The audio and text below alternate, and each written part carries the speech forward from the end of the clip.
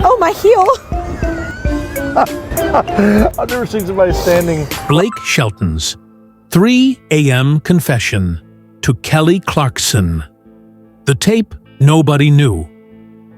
It was a night that started like any other for Kelly Clarkson, or at least it seemed that way at first. The kind of night where the world sleeps, but something in the air feels wrong. A subtle tension that sits at the edge of your awareness. You know it before your phone even buzzes. That low, insistent vibration under the pillow, the screen lighting up with a number you don't recognize, the way your stomach drops. A premonition more acute than any rational thought could explain. This is precisely what happened to Kelly Clarkson on October 2, 2025. At 3:04 a.m., an hour when ordinary people are swallowed by slumber, but when the extraordinary, the frighteningly personal, creeps in. The message she received was a voice memo.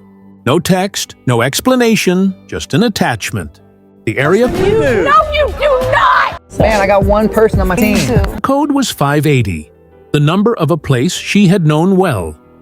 Ada, Oklahoma, Blake Shelton's home territory, ranch country, and the backdrop of a friendship forged over years of working side by side. The file length alone made her pause.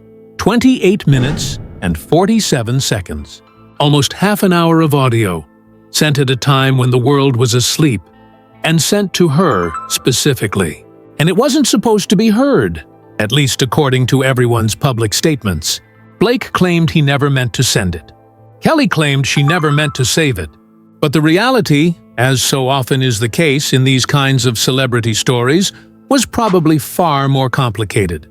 Perhaps neither was telling the whole truth. Perhaps it wasn't a mistake at all.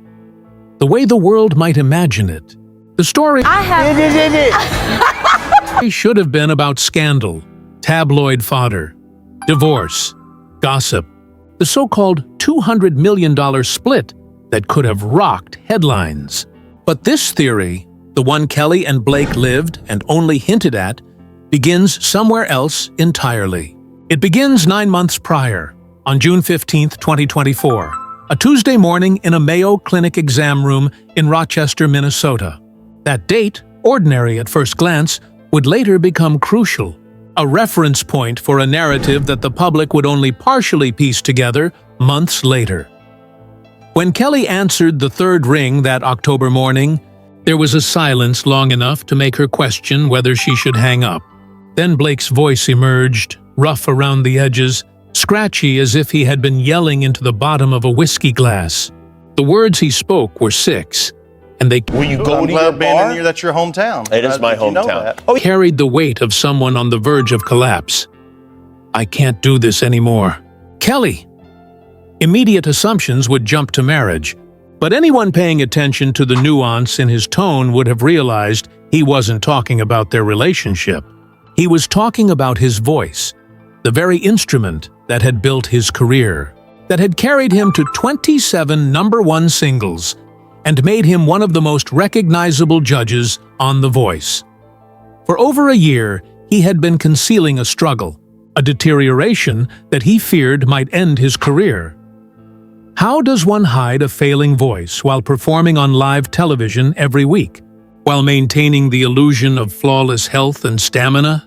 Whisper exercises, secret I wanted her! What are you talking? I want her too. I want her worse than. vocal coaches, canceled meet and greets, all part of a meticulous, lonely charade. His crew noticed his routine: honey lemon water at odd hours, careful throat rituals. Nobody asked questions. It wasn't until 3:04 a.m., when the isolation of night stripped away any remaining defenses, that the truth poured out in a torrent of vulnerability, confession, and calculation all at once. Kelly listened for 28 minutes. She heard Blake recounting the Mayo visit, revealing the diagnosis, explaining the contract clauses with NBC that could nullify his position if they found out prematurely, and detailing the sacrifices he had made. Choosing work over his health, performing through pain, hiding weakness behind a polished public persona. For nearly half an hour, she absorbed the burden he had carried alone, the stress that had compounded silently while millions cheered Just when I'm about to lose my mind. him on from a distance. But then, the story and the theory takes an even stranger turn. At exactly 12 minutes and 13 seconds into the recording, a third voice emerges, faint but detectable on a spectral analysis later dissected by audio forensics enthusiasts online. A male tenor, a southern drawl, and an unmistakable hint of familiarity. Blake's manager, the one who would be fired 3 days later, a man with a documented history of leaking sensitive information to TMZ. The morning of October 3rd, the hashtag #YourBlakeIllness began to trend. A burner Twitter account with a mere 12 followers had tweeted the term laryngeal diagnosis, words only 3 people could have known: Blake, Kelly, and that manager. I've known Kelly Clarkson for about 10 years. I've known Blake for Yet, the manager claimed innocence, even as GPS data later placed him at Blake's driveway the night before, conveniently discussing paperwork. Public perception fractured immediately. Half the internet saw a vulnerable man breaking down. The other half, a strategic, manipulative performance. The truth, of course, lay somewhere between the two. Blake had orchestrated the entire sequence with an almost surgical precision. While Kelly's phone battery dwindled to 2%, Blake sent her a PDF through the Mayo Clinic patient portal, the official documentation of his visit from June 15, 2024. 9 months of silence, 9 months of personal struggle, 9 months of hidden fear. The document was real, but the context and delivery were part of a larger plan. Blake's goal wasn't confession. It was a defensive, preemptive maneuver to protect himself from multiple threats. NBC, his manager, the insatiable curiosity of the public, and anyone eager to exploit a The moment awards there with the ACM awards and things. And then I've done of vulnerability for profit. The diagnosis, early-stage laryngeal edema, vocal cord swelling, was treatable if he paused performing for 6 months. A career risk he couldn't afford. Kelly realized that what she was hearing wasn't just fear, it was strategy. Blake was constructing a record, a dossier, a safeguard against those who might exploit him. At minute 17 of the call, he even vocalized the suspicion that Mike, the manager, was recording. Kelly's response was calm and measured. Let him. This wasn't casual trust. It was a deliberate, almost militant act of loyalty. Blake's strategy was as elegant as it was ruthless. The call was intentionally designed My phone, the moon is rising and you're on. to bait the manager into a false sense of triumph. Blake's phone had been left connected via Bluetooth to his Range Rover in the kitchen. Mike could access what he wanted, believing he had stumbled upon a career-ending revelation. By morning, the leaked tweet appeared, using the exact medical term from the PDF. Mike had fallen into the trap, unaware that every move was anticipated and documented. By noon on October 5th, Blake's team confronted him with GPS data, timestamps, and phone records. The manager was terminated before lunch, but behind the strategic brilliance lay a profound vulnerability. At minute 26, Blake's voice softened, no longer performing, no longer strategizing, just human. Kelly, I'm scared.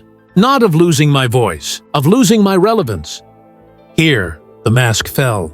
The fear wasn't professional. It was Took her on as a client.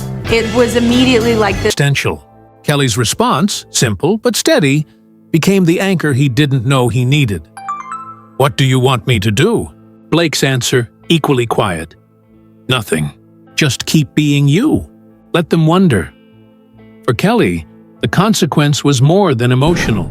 Her show spiked 12% in ratings that week. Fans heralded her as a hero. Critics accused her of exploitation. The truth was subtler. She held the recording in her iCloud trash for 13 days, letting the plan unfold without interference, preserving Blake's careful orchestration while maintaining her own integrity. By October 15th, the file was accessed from NBC Universal in Burbank. The producer, doing her job, didn't need the audio. Kelly's iCloud We did the official opening in April. had auto-synced screen recordings of the call interface, showing waveforms, PDFs, timestamps. She had given her team just enough to prepare for any fallout without ever betraying Blake's trust. The story extends further. In one corner of the screen capture, nearly imperceptible, is a photo of Blake and Kelly backstage in 2023. He holds a coffee cup with the words, "Thanks for having my back," in his handwriting. Weeks later, that image surfaced online, briefly the most liked post on both their feeds. It wasn't revelatory. It didn't explain the complex web of strategy, loyalty, and fear. It simply reminded the public that before the trap, there was genuine friendship. The medical context adds another layer. Blake did indeed visit Mayo on June 15th. The PDF was authentic. But the condition? Early reflux irritation, treatable with diet. Not career-ending. His team had amplified the danger to engineer a scenario in which Mike, the manager, would act predictably, leak the exact sensitive phrase, and be removed from Blake's orbit. By the end, Blake preserved his $10 million contract, eliminated a liability, and maintained public sympathy, all without a single performance mishap. Yet the psychological cost lingered.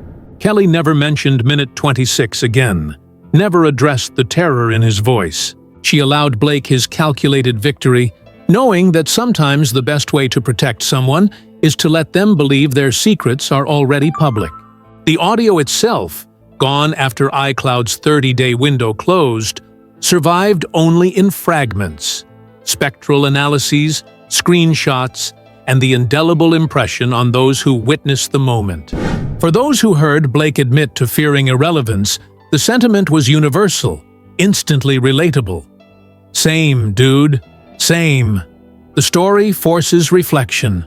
Who do you trust at 3 in the morning? The answer, the theory suggests, is nuanced. You trust the person who answers. You trust they will listen. You do not, however, trust that what you hear will remain private. Kelly proved that trust isn't about never recording. It's about knowing when to delete. Blake proved that vulnerability isn't weakness. It can be ammunition. Mike, in contrast, demonstrated how greed blinds and deafens, leading to predictable self-destruction. Viewers and followers were invited into this moral and emotional labyrinth. Comment recording if you would have saved the memo, delete if you would have erased it. The question lingered. If you received such a call, knowing it was a test, I wonder if you're really gone this time. would you answer? Would you risk exposing yourself to consequences or maintain a protective silence? Backstage dynamics shifted imperceptibly after that night. Footage shows it. Kelly's hand hovers over her phone during Blake's calls. Blake's voice softens around her. Small, almost subconscious cues reveal the unseen tension and recalibrated trust between them. Loyalty tests, even when won, extract a price. You might emerge victorious, but some portion of the relational trust, once unquestioned, is forever altered. The lesson, perhaps, is layered. Knowing someone fully requires risk. Remaining relevant sometimes requires temporary irrelevance. Strategic vulnerability can protect as much as it can expose, and sometimes the smallest gestures, a coffee cup message, a handwritten note, become the anchor that preserves human connection amidst tactical maneuvers and public scrutiny. Even before that 3:04 a.m. call, the relationship between Blake Shelton and Kelly Clarkson had always been defined by a rare combination of mutual respect, humor, and professional trust. Over the years, their rapport had been forged under the intense glare of live television and the scrutiny of millions of viewers. They had laughed together, coached contestants side by side, shared jokes at each other's expense, and navigated the bizarre intersection of friendship and fame. But this was different. This was not a casual call or a late-night check-in. This was a message delivered with deliberate timing, a single, almost surgical strike into the quiet of night. It demanded absolute attention, demanded an emotional response, and most importantly, demanded trust. And trust, in the world they inhabited, was not given lightly.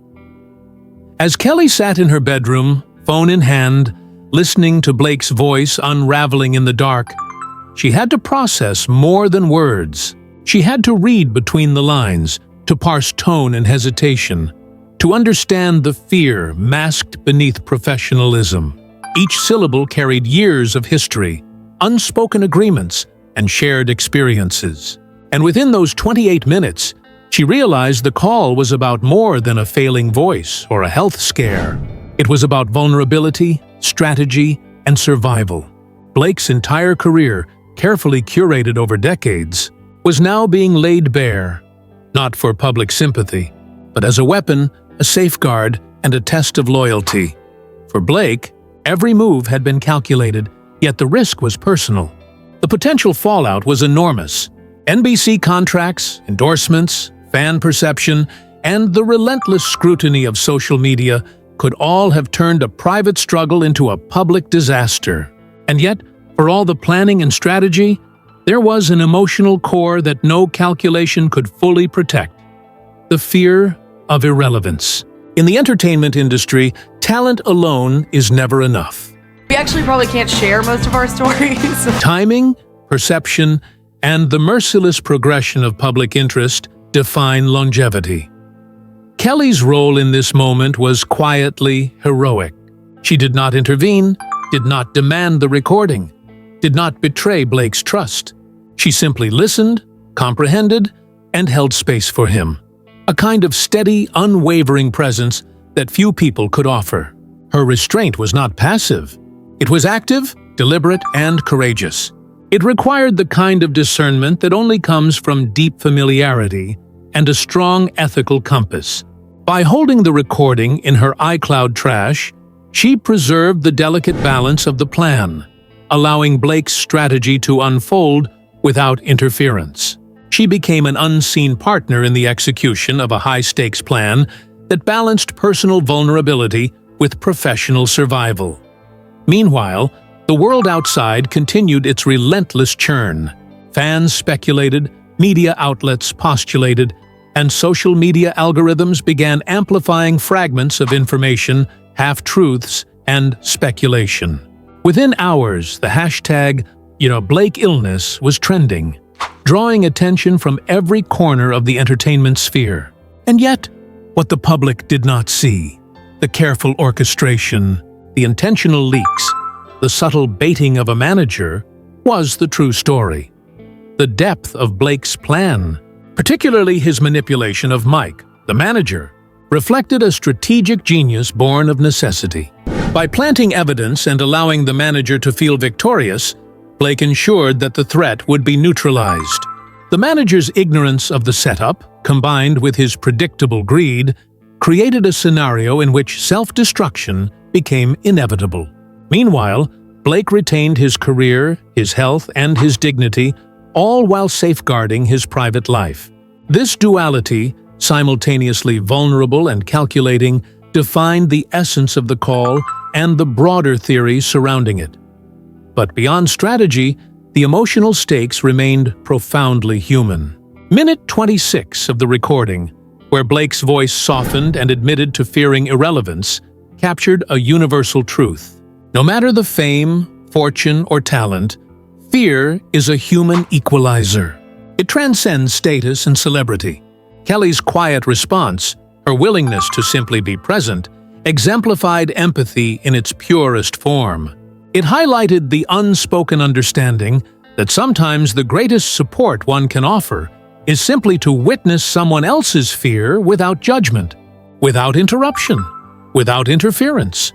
The theoretical narrative, meticulously pieced together by fans, analysts, and those with access to fragments of the recording, continues to fascinate because it blurs the line between performance and authenticity.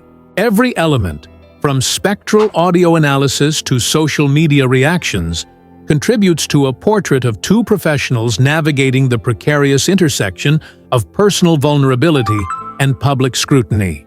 The story serves as a reminder that in the modern world, privacy is fragile, trust is rare, and true friendship requires both courage and discretion.